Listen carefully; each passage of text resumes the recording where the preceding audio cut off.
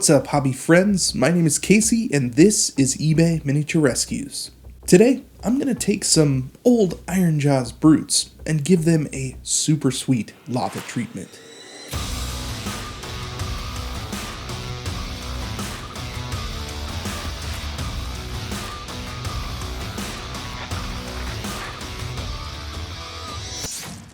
I've got to say, I've been pretty excited about this project for a little while now. I don't normally paint orcs in anything other than green, so this is going to be either really great or look like a hot mess. See what I did? Yeah. I found a squad of 5 brutes on eBay and picked them up for 34 bucks. Brutes are a bit of an oddity on eBay. Sometimes you find them for a good price, and other times you really don't. If you are in the market to pick some up, I would recommend sticking to around $7 per brute. That seems to be where the market bottoms out. If you find some that are used that don't have any paint, then it's probably alright to go up to around $9. But anything above that, and you might as well just buy a brand new box. Wait. There's some sweet models floating around today. Look at all these Morn ghouls.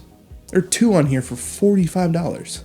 Let's just open that up and save these guys. Oh, a celestial hurricanum for 40 bucks? How much are these things normally?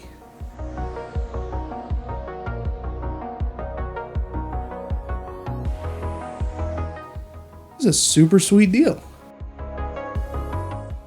Okay. I got a little carried away. Let's save that for another time. The point is, I got these brutes at a good price. Let's take a look at them and see what we can do to bring the heat.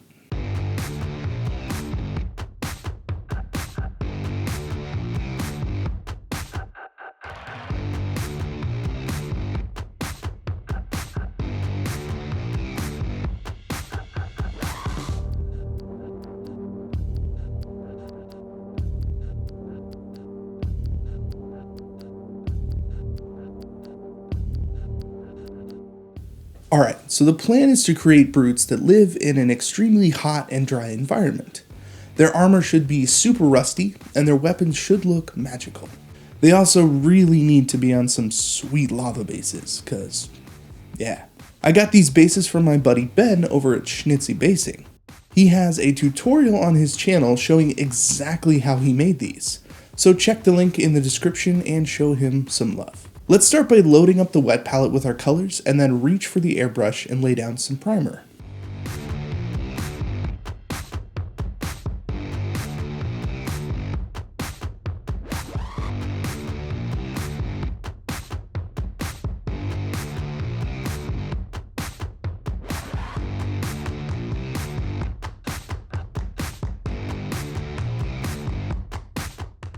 I'm going with Stynylrez Brown in order to give the model a coating of primer and establish some shadows.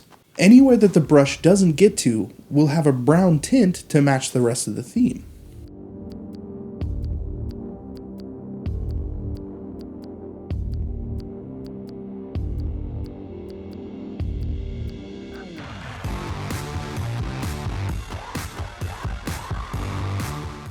To set up our red-skinned orcs, I'm going with a nice undertone shadow of purple. This color will mix with the reds and give us a nice depth in the skin tone.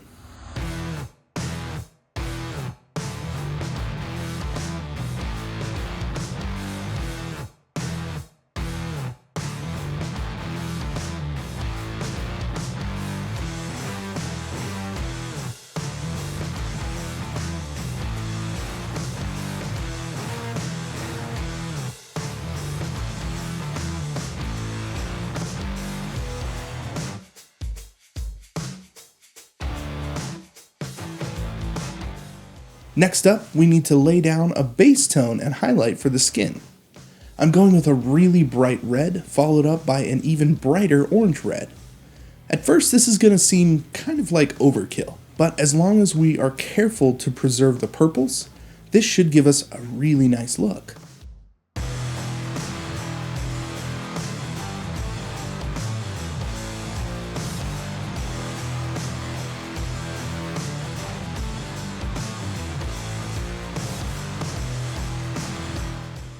There are two different ways you can go here. If the gradients from purple to orange and red are looking nice and defined, then you could just leave it.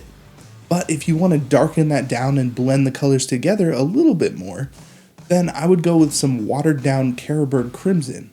This brings in some of that muscle definition and pulls the three colors together a little bit more. Just be careful not to let this pool on any of the large muscle groups.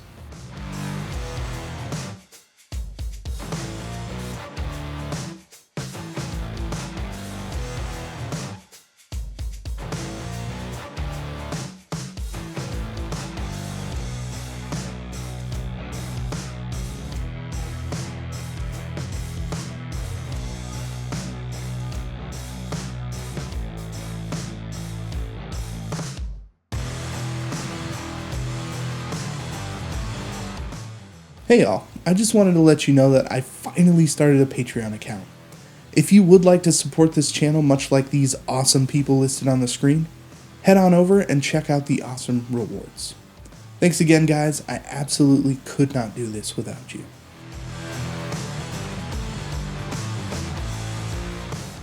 While that wash is drying, let's take care of the metallics.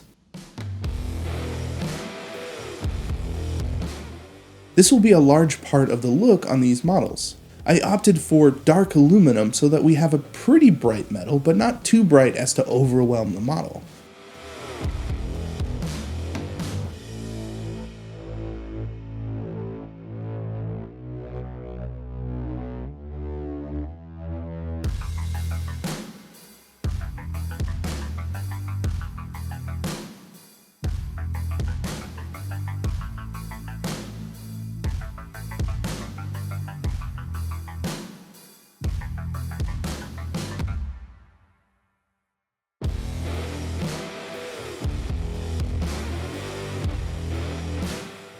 To begin the weathering process, I'm going to double coat all of the metal with a brown wash. I want this wash to stain everything and matte it down. It needs to look, how do I put this? Hot and without moisture. Rust is affected by weather. The hotter it is, the faster the corrosion. So think of Mount Doom and Ork armor, something like that. To bring in that rust color, we will be employing 3 Ammo by MIG rust colors. These paints go on really well and dry really matte to bring out that rusty effect. I'm going to start with even more brown, just pushing the metallic color down a little more, then bring in that red-orange tone, and finally finishing it off with a bright orange. This process is so much fun. You can really go nuts with it and take it as far as you want. And if it gets out of hand, you can always bring it back with some of the original metallic color. So don't be afraid to try things out. Just keep it thin and experiment.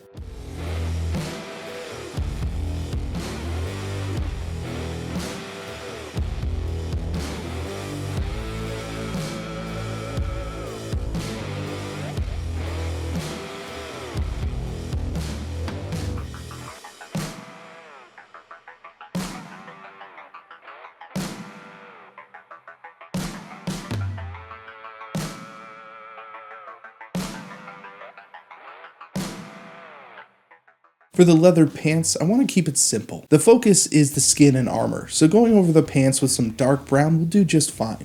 And a quick layer of orange brown will give us a perfectly acceptable highlight. Inky by darkness for the straps, just to give us some contrasting color.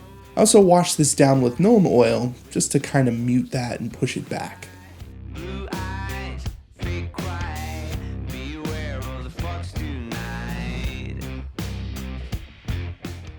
Next up, we have our skin tone colors and a pink flesh tone. This is used in a couple of different mixtures to highlight the skin. We want to start with our actual highlight color to strengthen the highlight we already got from the airbrush. Then slowly add some pink flesh tone to that red-orange just to boost it up. You don't want to add too much of the pink flesh, just enough to create brighter points on places like the face, hands, and elbows.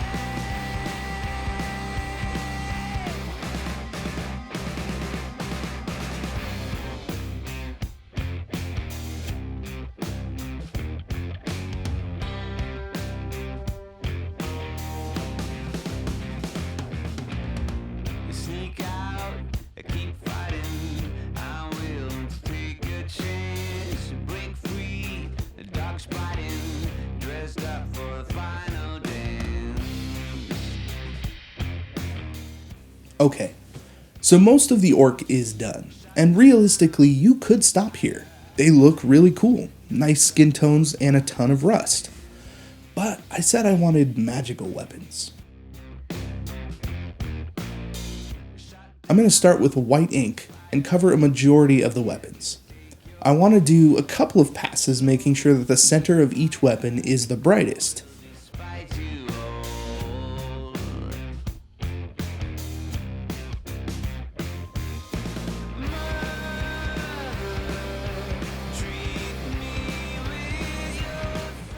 Then we're going to clean that out and add some yellow ink. Again, keeping this mostly in the center, but allowing some of it to spill out a little bit further.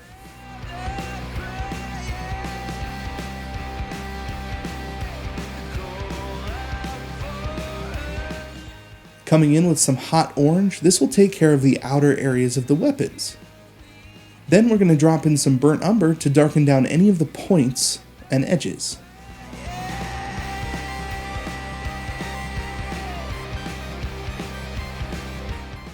Okay, so right here we have a pretty passable fiery weapon, where that glow is mostly coming from the inside out. But I want something a little more ethereal that will really stand out. Let's put some red ink into the airbrush and go over the weapons again. I want this to be evenly spread over all the colors so we get to see how each color reacts with that red ink. To finish that off, I'm going to use some black to kind of char the tips.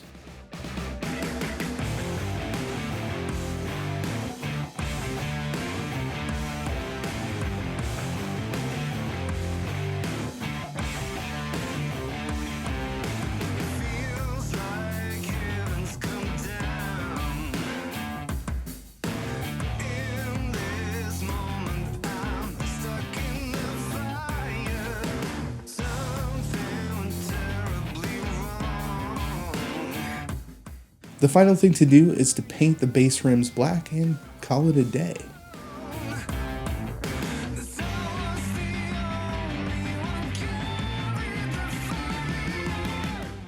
Red is one of those colors that scare a lot of people away.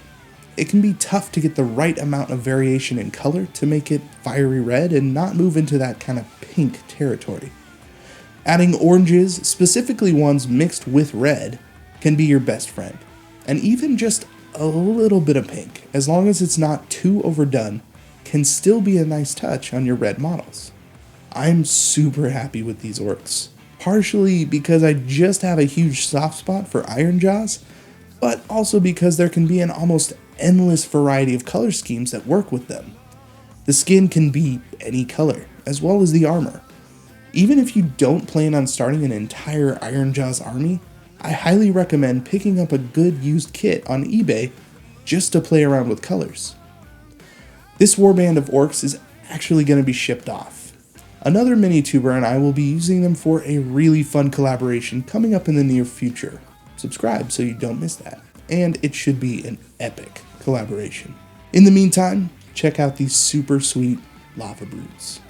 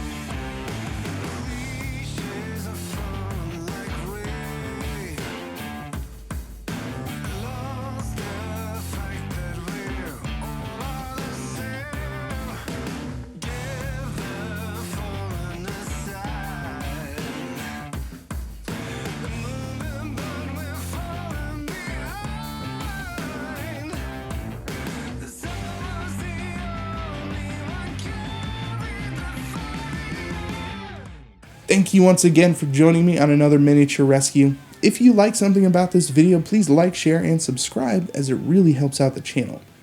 Once again, I'm Casey, and I will see you in the next video.